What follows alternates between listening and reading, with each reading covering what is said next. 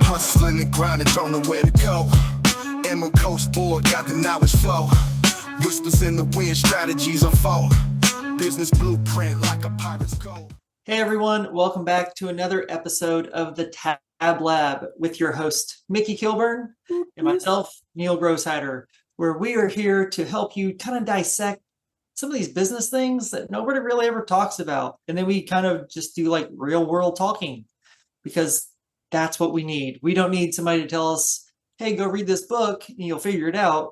Why don't we just talk about it for reals? An actual conversation. And today is a topic that both Mickey and I are really, really excited to talk about. I know he's excited to talk about it because he's told me like 1,000 times this is one of his favorite topics to talk about, is imposter syndrome. And this is something that's huge because if you are an entrepreneur and you have not experienced this, you will. I say that because the stats back it up. Mickey, I don't know if you can believe this or not, but 84% of entrepreneurs said that they have experienced imposter syndrome. Yep. I believe that. I didn't know it'd be that high, but that's a lot. Huge. 86% of entrepreneurs experience this. So we're going to break it down. We're going to talk about it. We're going to kind of go in depth. But kind of, Mickey, can you explain to us what is imposter syndrome, or how do you define imposter syndrome? So imposter syndrome would be going to a place to order tacos, order your menu, get your tacos, and then sitting there worrying that the chef's going to come out there and tell you that you were not qualified to eat them tacos. How did I know this would go back to tacos? I kind of, yep, that makes sense. It makes a lot of sense. So basically you're saying you're not good enough to be in your business. Yeah. You're not good enough to do it. Yeah, exactly. I mean, why is this something that you think we experience as entrepreneurs? No, that's a great question. That really is, because, when most entrepreneurs, when they start their business, they are, for example, an IT person. You spend all your years in IT and you get this bright idea that you're better and smarter than your boss, and you can do this. Yeah. You're great at the job. Yeah, I'm going to start my own company. Forget you, Neil. I'm going to do it myself. It's really sad. And then we get in the business and we start running it. And then we run into some problems. We're not getting enough customers. And then it starts making us doubt ourselves. And when you start doubting yourself, you're thinking, am I really that good at IT? Do I really know what I'm doing? And we start doubting ourselves. I think that doubt, that initial doubt, is really what kicks off this imposter syndrome. Because we can't admit it. We may not ever self-identify it, but I know we've all had this thought as an entrepreneur. Do I really know what I'm doing? Yeah. Am I really this good, or am I not? Yeah. And I mean, we can say anybody's had imposter syndrome. Yeah. Well, the stat proved it at the beginning. Yeah, stat proved it, right? Yeah. A large majority of people do this, and this is just an everyday thing. It doesn't matter really what you're doing. It's like, am I really good at this? Is this what I should be doing? Yeah. Kind of thing. It's like, yep. And when you have a small business, we go up, and then we have some downs, and then we go up, and then sometimes we're going this way, this way, and it's easy. Loop-de-loos. It loop-de-loos, whatever. Look like the Blue Angels out there with anyway. Here's Florida-Lee. Yeah, it's easy when things aren't going perfect that you can think, do I know what I'm doing? Why did I do this? And that's part of being an entrepreneur. I think you don't know what you don't know. And when you start, it can be overwhelming. And then it's easy to see you could doubt yourself. You could be the best taco maker in the world. Here we go. Here we go, tacos. Tacos. You could be the best taco maker in the world. You do your own, you make your own corn for the corn tortilla, your own flour tortilla. But then when you start selling them and they don't sell right away, you start to doubt, Yeah. am I good at this? Do I know what I'm doing? And I'll give you a personal example. I'm going to get personal with y'all. Oh man, here we go. Neil, you know this about me, that I love barbecue. Aside from tacos, barbecue's there. That's But your let's love talk language. about brisket as tacos. We won't go. We're not going there. But I have wanted for the longest time to do my own barbecue. I just want a food truck. I don't actually care really for a brick and mortar. Be nice, but a food truck, because then I could do it when I want, not do it. But imposter syndrome, a lot of time, makes me go, you know what? I don't know that my barbecue is good enough. I don't know that my barbecue sauce is good enough. I don't know that my baked beans are good enough. It's And easy to see that. It is. And just, I want to, before rumors start spreading, Mickey's barbecue is amazing. Just want to put that out there. Eleanor asks for it every time I talk about Mickey.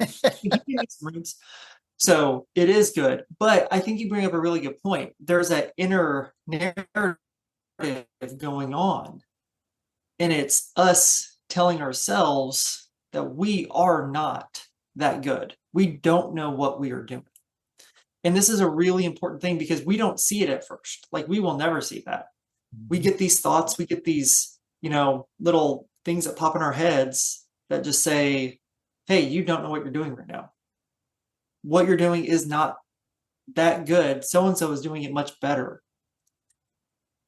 Right there, we have already become like a kind of like a critic of this imposter syndrome. We are there. And we have to flip that narrative in our head. If we say something pops up in our head, it says, I'm not good enough to eat tacos. You have to flip that narrative. Why am I not good enough to eat tacos?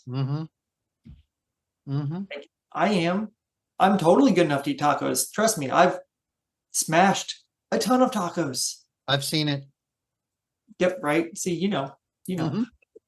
The big thing there is we have to flip that narrative. When we start hearing these voices in our head, if we don't flip that narrative, asking that question of, wait a second, why am I not good enough? Oh, I don't have an answer for that. Yeah. If you don't have an answer for that, guess what? You're freaking awesome. Yeah. And That shouldn't be there. and to further this, here's another thing where imposter syndrome can creep up on us. Today's society loves to cancel people. Oh yeah, we do. And if you are, let's go back to the barbecue or the tacos, you can be fearful that your food's not good enough, and somebody is going to come on the internet and say things about you. Not true necessarily. I've seen tons of reviews where they're talking about some other taco stand across town. It's not even you. Yeah. But the internet can also, in the pressures of that, can make us feel as well that we're not good enough, which is not true. Your question of why do I feel that way? That's huge, Neil. That's huge. It is. If you don't flip that narrative for yourself, you will start living that imposter syndrome. And then it's not an imposter syndrome. It becomes reality. And all of a sudden, you're not good at making barbecue. You're not worthy enough to eat tacos. And that's really where this danger kind of comes into place. So you have to flip that narrative immediately before we do anything else. So, Neil, if you've got a coaching client that comes up to you and says that they're kind of suffering from this, which, by the way, it's rare that people will say this out loud because of their fear. Yeah. And sometimes it'll come out in our coaching session. So when you have a member that says, hey, you know what, Neil, I'm not feeling that I'm good enough. What are some things that you're telling people, hey, you can do these things? What are some of the things that you recommend? Yeah. First thing I do is I ask them why. Like, we need to know, like, if we're coaching them, we need to know why they don't feel that way. If they're not good enough to eat tacos, well, why don't you feel like you're good enough to eat tacos? Oh, because Joe Schmo said you weren't. Well, what does that matter? Right? So we first need to figure out why, like, that thought even got there. And then I like to look at it from a completely different angle. because confidence and competence are two totally different things. So you can be confident today. Somebody gives you a bad Google review or says you're not worthy enough to eat a taco. Now that confidence just plummeted. But guess what? You're competent because you've smashed like 1,000 tacos in the last 3 weeks. You know how to eat a freaking taco. You're competent. You can do it. And I think that right there is a big thing that, like, whenever we are doing a coaching session or just having a meeting with somebody and that conversation comes up, we have to stop and look at this, the confidence level of where they're at and the competence, because the competence never changes. Yeah. If you're good at your job, if you know that job, if you were that IT professional who, stopped working for the man, started their own company, they know IT, they're competent about it. Their confidence is just fluctuating. Wow. And there's a big difference there. And that's a big thing when it comes to imposter syndrome, because it's the confidence that's creating the imposter syndrome, but the competence remains the same. Wow. So that's kind of how I like to approach it. You know what? That right there, that's it. I don't have nothing else to say as far as old guy wisdom today. That was it. That was it, dude. That is talking about confidence versus competence. That's some meat on the rib right there, buddy. I need to go start dyeing my hair. I'm not supposed to have all this. You know what? I got some clippers. I can thin that out for you. Wow. Wow. We won't tell Sarge you're going to give me haircuts. Yeah. That one goes so well. That's really good. That's really good information to, competence versus confidence. Yeah. And what this comes from a lot of times, like when we do talk to people, it's because they say they're not good enough because, like, whenever I ask that why question, it's because so-and-so is doing it this way. And that's something where it's like, I really have to take a step back and kind of like, well, hold on. What does that matter? Have you ever experienced like that? Yeah. Kind of like comparison? Oh, yeah, absolutely. And that's when we have to come back and say, hey, your path and their path are not the same. We talked about that a little bit with the last segment, which I'm not going to spoil it. You got to go back and listen to it. But that's true.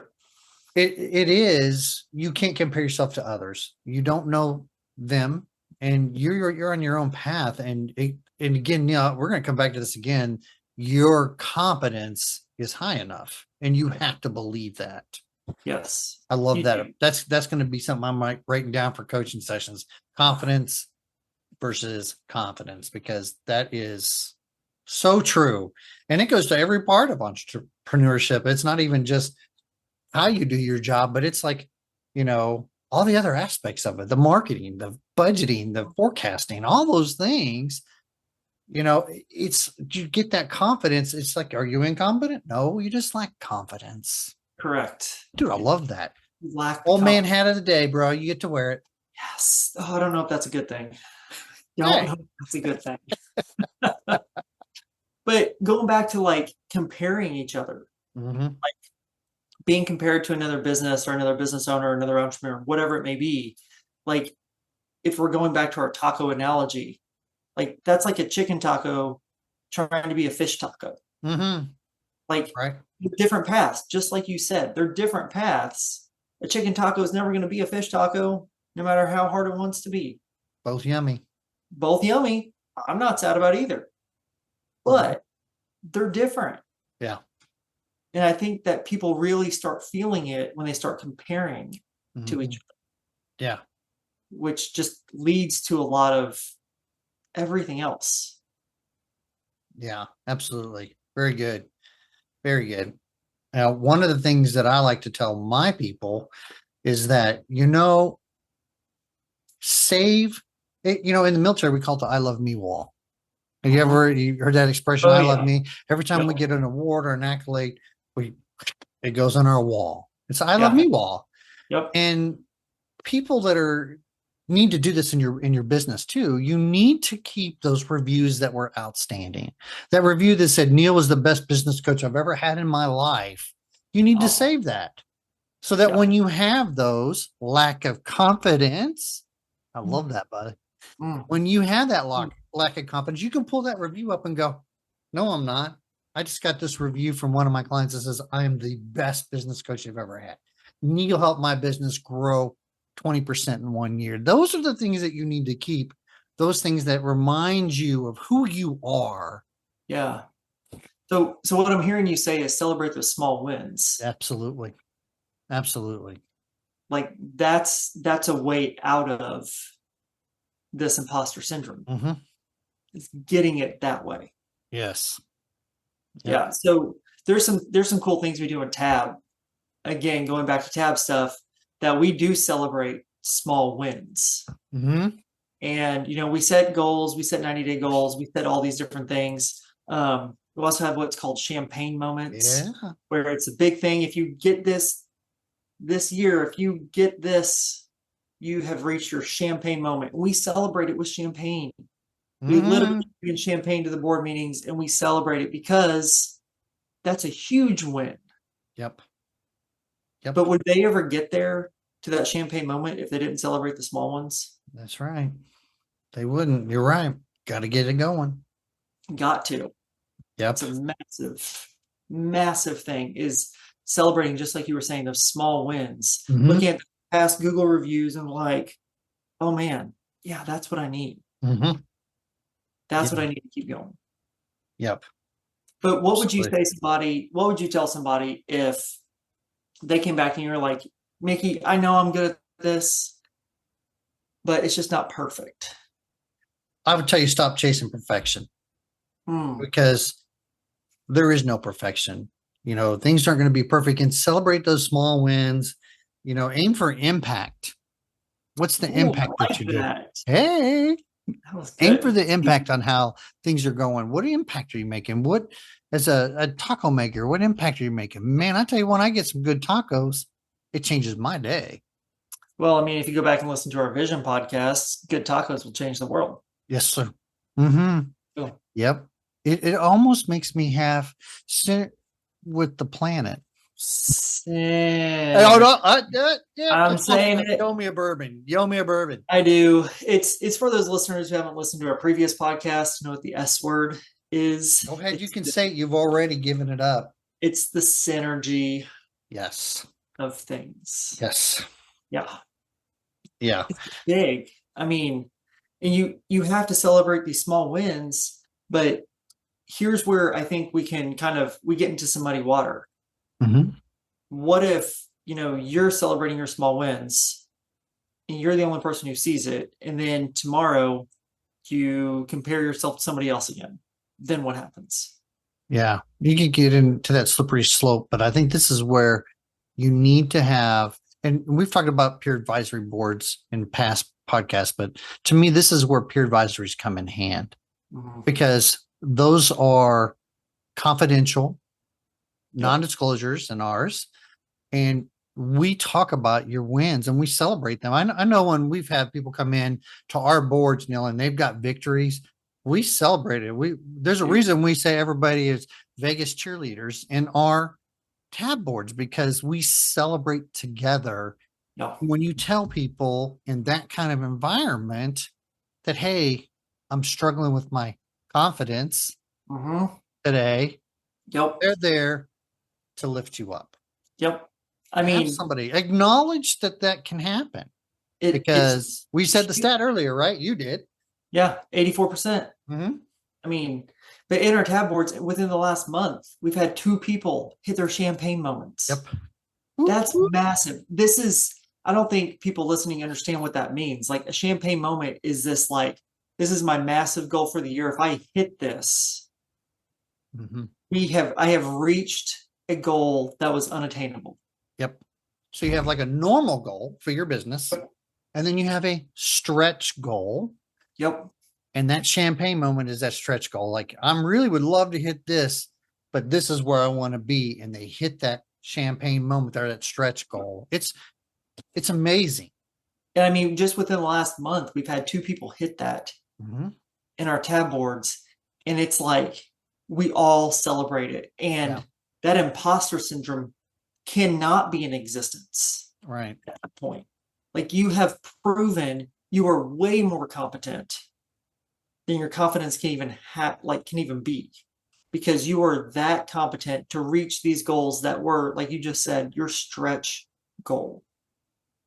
And it's so important that you celebrate that with somebody. Because if you Mhm. celebrate that kind of moment, Mm-hmm. are you going to easily slide back down into that imposter syndrome? Yeah, it'd be a lot harder It'd be a because you lot can look harder. at, yeah, it would, Yeah, because that confidence level, right now. is right there with the competence. I love it. Yeah. Mm-hmm. Yeah, definitely. Man, Neil, that was, you really hammered with that confidence over competence, because that is something that is really, I'll let you close with it again. And because that is powerful, powerful wisdom there. Well, I mean, it's something like, I actually had a meeting with somebody not too long ago, and they were like, I've been doing this for like, almost a year, and I have to have another job, but Mhm. I'm passionate about it. And I just Yeah. don't think it's ever going to get happening. And they had clear signs of imposter syndrome. And so I asked the why question. And then they told me that, they just can't get it. And I was like, okay, well, if you can't get it, why can't you get it? And they're like, well, I'm just not confident. And they said that I'm just not confident that anybody needs this. And I was like, you're solving a problem that most people have. Yeah. The word just hasn't gotten out. It's not that you aren't competent. You know it. You're an expert in this industry. You're an expert in this field. Just the word hasn't gotten out. Mm-hmm. So you're good enough for it. Yep. And we just have to curb that. And they're not even a client of ours. There was just Yeah. somebody I was meeting. So it's really important that all entrepreneurs hear this message, because it's just so vital Mm-hmm. to what we do. Yeah. 100%. And Yeah. my last thought on this, you can use it for my old guy or whatever, but Yep. Your old man was. know that this is something that entrepreneurs face. And it doesn't matter who you are, 84% are feeling this. Yep. If you, and you've seen this, we've both seen this, where most of the people that we see or meet that are entrepreneurs have that servant heart mindset. They Yep. like to give. And so I would say, I would encourage you as another entrepreneur to another entrepreneur, encourage them, mentor them, and say, hey, you can do this. Yep. You have confidence. And we've said this to people, I believe in you. There's so Mhm. much power in that simple statement. I believe in you. There's so much power right there. That's some great old man wisdom. Just Not as that good right as there. confidence, bro. That was the winner today. I mean, just put that on. But we are approaching time, so we are going to wrap it up. Just hitting on that again, the competence and confidence level. Your confidence dips. It can be high, it can be low, but your competence will never falter. It will only go up because you already know what you know. So you can only become more competent in what you're doing. So that's kind of the wrap up of what we're talking about with imposter syndrome. Thank you guys so much for listening. We would love to hear your guys' comments. We'd love to figure out what you guys want us to talk about. Mickey, you got any parting words with that? Yeah, this podcast isn't just for you and me to get here and talk about tacos, barbecue, and bourbon. This is about We like helping those people. conversations. We do like those conversations, and we talked about that. We ought to look at it on-site someday. Yeah, but I think we really want to hear from you. If you have, you can send it to the info at Timbermore Coast. You can reach out to us that way. You leave comments on the Spotify here, leave comments for us. And we really want to talk about things that you want to hear. What do you want to know? What are some struggles that you have as an entrepreneur? What pains do you have? And if you have victories and champagne moments, we'd love to celebrate with you. Yeah, that'd be awesome. No, that is great. Thank you so much, Mickey. With that, if you just want to email us, email is info@tabemeraldcoast.com, or you can drop a comment wherever you want. But please like and subscribe to this podcast, because it's only going to help us create more content for you guys. Just like Mickey said, we do this to help people, not just to talk about barbecue tacos and bourbon, even though that is one of our favorite topics, but that's what we want to do, is help you guys out. So until next time, thank you guys for listening. Yeah. Hustling and grinding, don't know where to go. Emerald Coast board, got the knowledge flow. Whispers in the wind, strategies unfold. Business blueprint like a pirate's code.